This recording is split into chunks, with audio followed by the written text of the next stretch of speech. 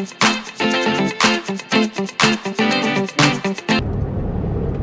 first place I went to, which is the packaging place I love, they've got really nice boxes that are sturdy, but the problem is they're like $3 a piece, but then you'd still have to put them inside corrugated after that. Now, at the moment, as I'm personally paying for the packaging, I've got to be a little bit careful.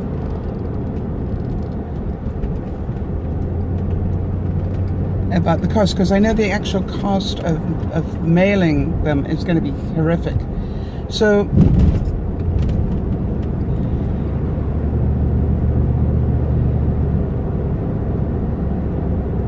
one step at a time. So now I'm going back.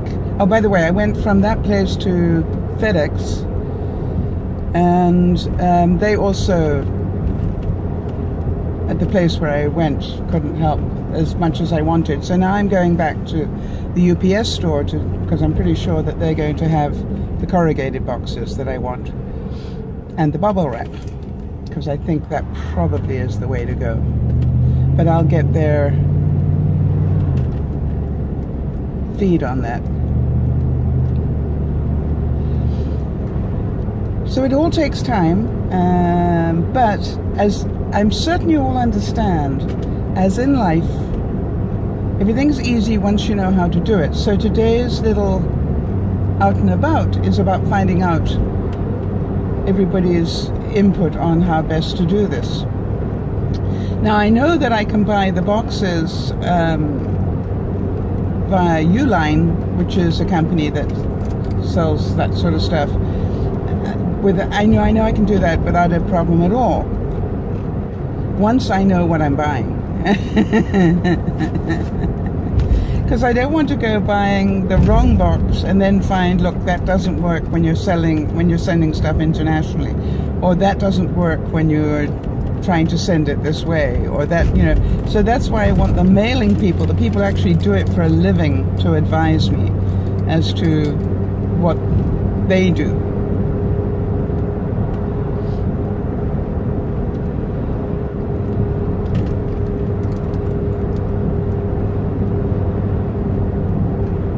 And part of me goes, I don't know why, a box inside a box would probably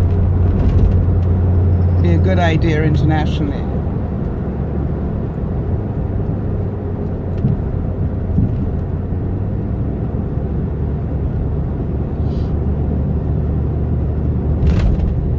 And then of course I've got to find out the shipping cost, which is a goal for another day. I don't want to go there right at the moment. I know I'm going to throw up. But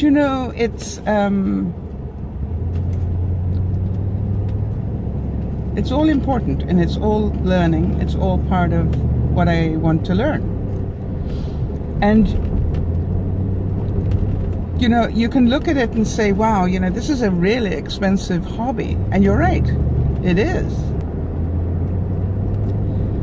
But what I have to say is that I spoke to an awful lot of people who had the machine or similar. And every one of them, I said, how long have you had it, and do you still use it? And I got varying replies from, 5 years type. Most people said about 5 years. Do you still use it? Absolutely. I mean, it was just like this. Of course I do. But so many of these gizmos are what I call a 9-minute wonder, where you get them, but you never use them again. And so that's what I wanted to check, that even if I don't end up doing anything commercially with it, is it something I would continue to use in my day-to-day? And I can already tell you that the answer for me would be more than likely yes, because I like to personalize things. Now, I might not be the greatest card maker in the world, and I will leave that to those of you who are really crafty. But there are so many things that I like to do. And I have so many things that I want to try and do that I want to show you, which don't need a machine, quite honestly. Okay, so I'm off to go and find more information. Well, hi everybody, this is DearMamaSal, and I just wanted to talk to you a little bit. I was out and about today just researching some stuff about packaging for the mugs that we're making. And on my way back, I stopped in to get some gas at a gas station. Surprise, surprise. And there was a delightful gentleman there by the name of Ken, who was buying himself an ice cream. And as the conversation progressed, which it did very, very quickly, including he offered to buy me an ice cream, and I said, yes, thank you. I mean, I don't look that in the mouth, do I? But anyway, it was really interesting because he obviously had a great sense of humor, and he obviously was a charming gentleman. And I know what you're all thinking, was he single, all that stuff. But here's the because, I know you're all romantics. But here's the thing I wanted to let you know, that in the conversation, it turned out that he was actually staying at the local motel type place, which is very close to the gas station, which is why he was there. And he'd, in the conversation, very quickly told me that he had bought the trailer that he showed me. I mean, he pointed to it.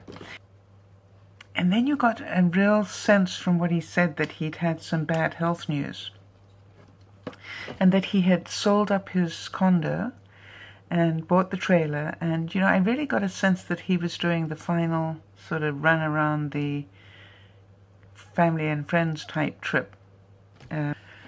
So it was very, very sad in lots of ways, but it was charming in lots of others. And I just had to add that in because, it's a case of you never know who you're going to meet. And then I got home, and when I got home, I was busy doing a bit more work on the costing of the packaging and mailing. Ugh, never mind. And then I got an email, or rather a Facebook message from a young person, this time in the States, who asked whether there's any way I could make time to go see her. She's got... I can tell that retirement is not going to be quiet for me. So I said, field trip, because I know we all like my field trips. So I'm going to do another field trip into the States next week. Please, God, find me the means to make all this possible. And I thought I was going to relax. Yeah, right. This is DearMamaSal saying, I think I retired so I could do more.